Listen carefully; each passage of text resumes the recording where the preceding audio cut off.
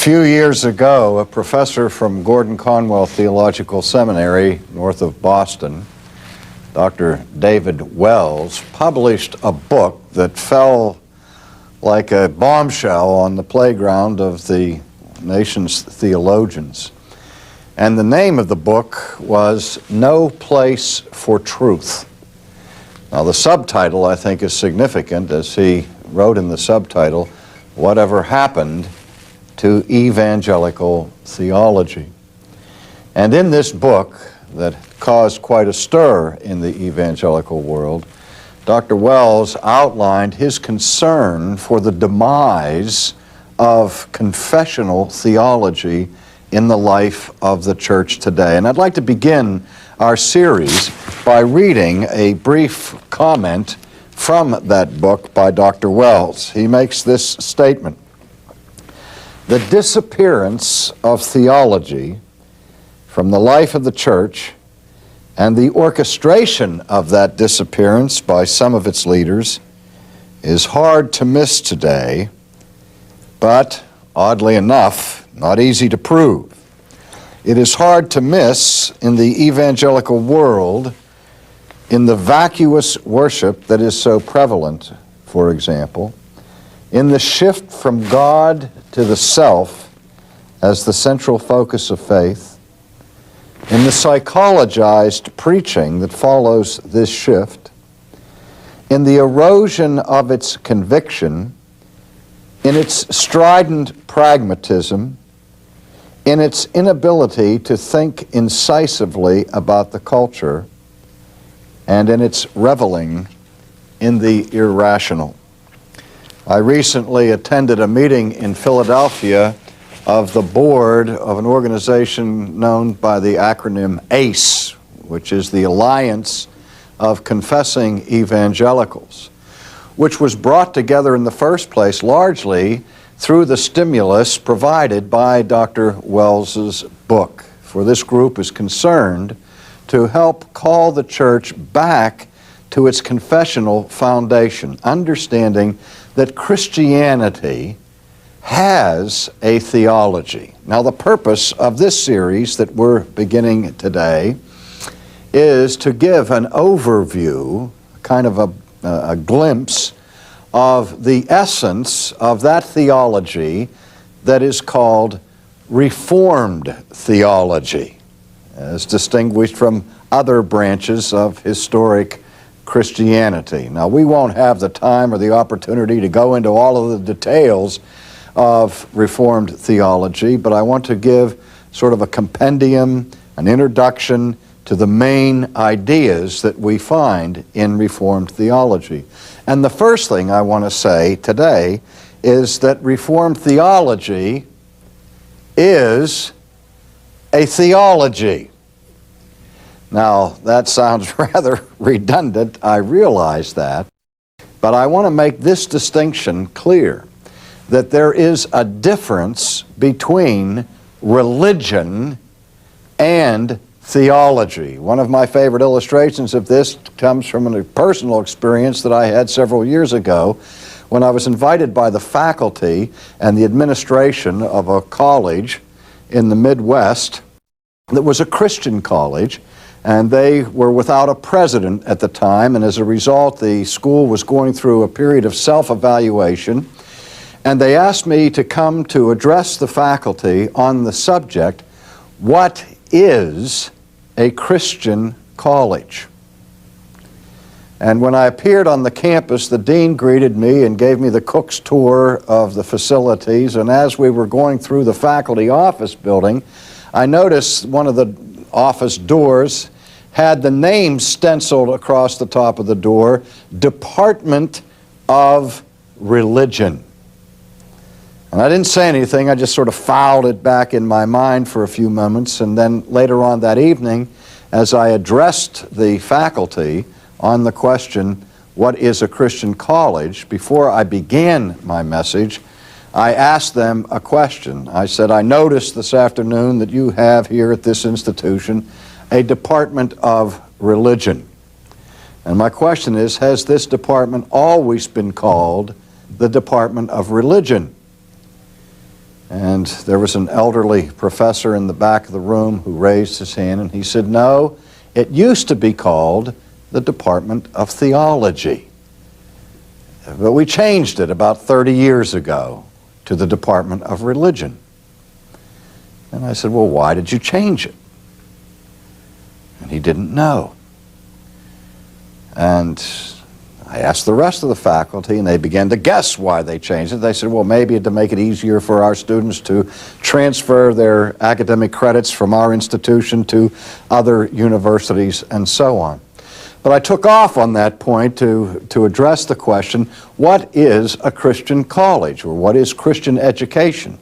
And I reminded my colleagues that evening that there is a profound difference between the study of religion and the study of theology. Now, for those who are watching this presentation, I have put on my blackboard a brief diagram where I distinguish between two approaches to the question of faith.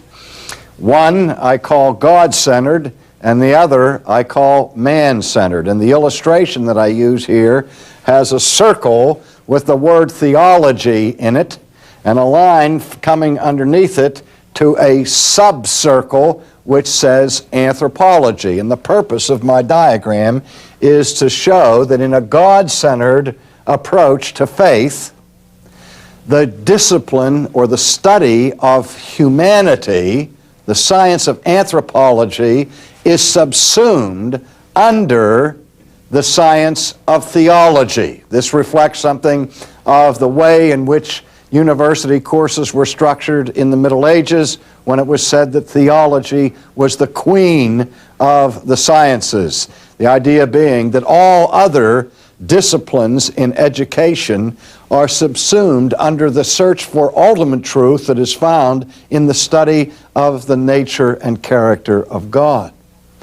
And it assumed that the study of humanity was always to be pursued in light of our understanding of God. Since man is created by God and that we are the image bearers of God, to have a proper understanding of what it means to be human, we have to first study the prototype rather than looking at the reflection of that. And then below the center line, I have the man-centered approach to things, indicated by a circle that reads anthropology, and then under that is a smaller circle that says religion. If we go to secular universities today and study religion, usually that study will take place in the context of the Department of Sociology or of Anthropology.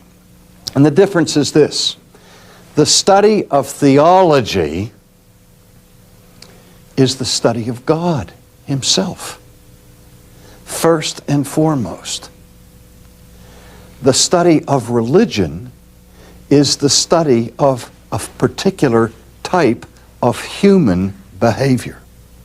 We notice that there are all kinds of religions in the world. And when people are involved in religion, they're involved in certain characteristic things like prayer and worship and sacrifice and singing and devotions and that sort of thing, all of which belong to the trappings of human religion. And when we study religion from a human perspective, we are examining how people who have certain beliefs about the supernatural behave in their personal lives and in their cultic lives. But when I say at the outset that Reformed theology, when I say that Reformed theology is a theology, not a religion, I mean by that it is not simply a way of behaving that we can determine by studying the affairs of men, but rather it is a belief system. It is a belief system that is indeed an entire life and worldview with God at the center. Now, we live in a culture that has certain axioms and adages that are popular in the nomenclature of the day. You know, you've heard it said, it doesn't matter what you believe as long as you are sincere. And that idea communicates that what God is really concerned about with us is that we be religious. Doesn't matter what the religion is, as long as we're sincerely religious. Well, that idea is on a collision course with biblical Christianity. Because in the first instance, the Bible acknowledges that man is incurably religious. He's homo religiosus. And that wherever we look in the world, we find all kinds of manifestations of religion. When the Jewish people were called by God and consecrated and set apart to be a holy nation, they were not the only religious people in the world. All the nations around them had their peculiar religions. But when God made His covenant with His people and called them to be holy, to be different, at the very beginning of His law, He made certain things absolutely clear. The first thing is, thou shalt have no other gods before me.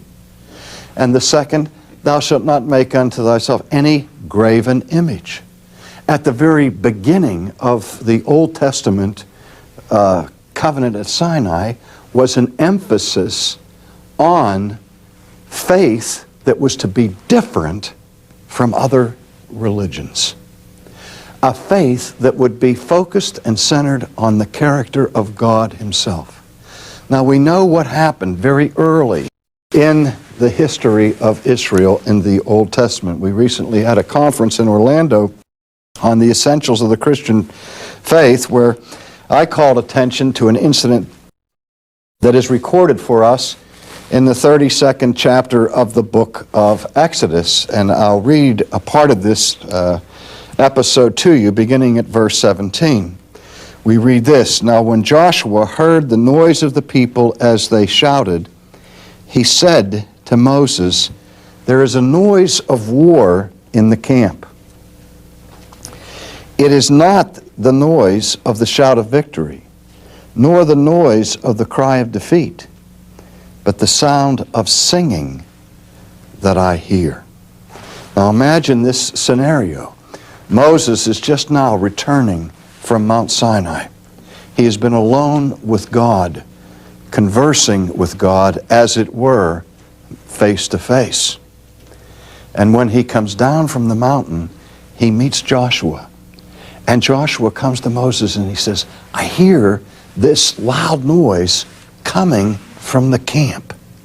And Joshua's first instinct was to guess that there was some kind of war going on, because you don't hear this kind of whooping and hollering and shouting from a mass of people except on the field of combat.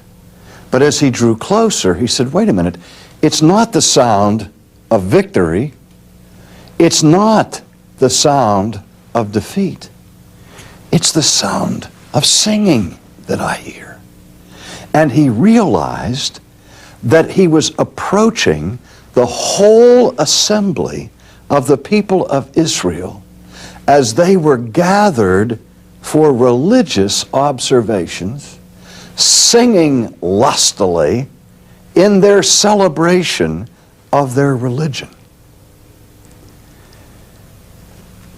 But it was a celebration that centered on a golden calf.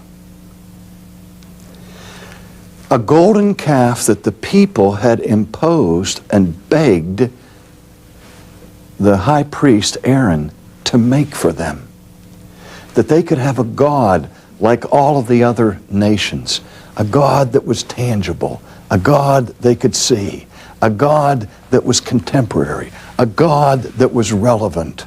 A God they could get excited about.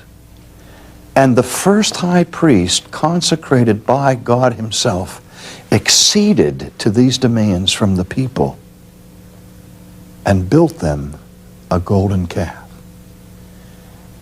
Now, in the meantime, while this was going on, and initially, Moses, you recall, had been on Sinai in a relationship with God. And God knew what was going on at the foot of the mountain. Moses didn't. Listen to what God says to Moses in verse 7. And the Lord said to Moses, "Go, get down, for your people whom you brought out of the land of Egypt have corrupted themselves. They have turned aside quickly out of the way which I commanded them. And they have made themselves a molded calf, and worshipped it, and sacrificed to it. And they said, 'This is your God, O Israel, that brought you out of the land of Egypt.' And the Lord said to Moses, 'I have seen this people, and indeed it is a stiff-necked people. Now therefore let me alone, that my wrath may burn hot against them, and I will consume them.'" Now the people were engaged in religion. But the religion they were celebrating was a religion that had a theology of this world. A theology that distorted and corrupted the very character of God. A theology that moved away from true and honorable worship of God to the worship of creaturely, man-made things. And God said to Moses, "Look at this. They're worshiping this calf. And they're saying, 'This is the God who brought us out of the land of Egypt.' As if that calf made by their own hands could have delivered them from anything. They prayed to the calf, they offered worships and sacrifices to this calf, and the calf was deaf, the calf was dumb, it couldn't see anything, it couldn't do anything, it was not omnipotent but impotent. But it was a substitute for the living God." Now in the first chapter of Romans, the Apostle Paul says that God has revealed himself through the things that are made so clearly and so manifestly that everyone in this world knows the eternal power and deity of God. And yet the primary sin of the human race is to take that knowledge of God and to push it down, to do what the apostle says in Romans, to suppress the truth and hold it in unrighteousness, and then exchange that truth for a lie and serve the creature rather than the Creator. The exchange is between the uncorruptible, transcendent, holy God who is, for the corruption of creaturely things. In other words, friends, the most basic sin that we, not just pagans in far-off Aborigine lands or in primitive tribes commit, but that we commit, is the besetting sin, the proclivity for idolatry. And idolatry involves religion. But even the Christian religion can be idolatrous. When we strip God of his true attributes and place at the center of our worship something other than God himself. Now, if we're going to look at the essence of Reformed theology, I have to say to you that the most strict focus of Reformed theology is on theology, on the knowledge of the true God. We live in a day when people say theology doesn't matter. This is what David Wells was decrying in his book, No Place for Truth. What counts is feeling good, being ministered unto in our psychological needs, having a place where we can feel the warmth and of fellowship and have a sense of belonging and of relevance. And theology is something that divides, something that stirs up controversy and debates. We don't need doctrine, we're told. We need life. Well, at the heart of Reformed theology is the affirmation that theology is life. Because theology is the knowledge of God. And there's no more important knowledge that exists to inform our lives than the knowledge of God. This is what the Protestant Reformation was all about. There were scandals in the priesthood. There were problems of immorality, both among the Roman Catholic people and among the Protestant people. And Luther at that time said Erasmus attacked the Pope in his belly. He said, I've attacked him in his doctrine. And Luther even admitted, he said, we find scandalous behavior among our own people, but what we're trying to do first is come to a sound understanding of God. Because our lives will never be reformed. Our lives will never be brought into conformity to Christ until we first have a clear understanding of the original form, of the model, of the ideal, of true humanity that is found in Christ. And that's a matter of theology. So we start with the clear acknowledgement that the Reformed faith is a theology that permeates the whole structure.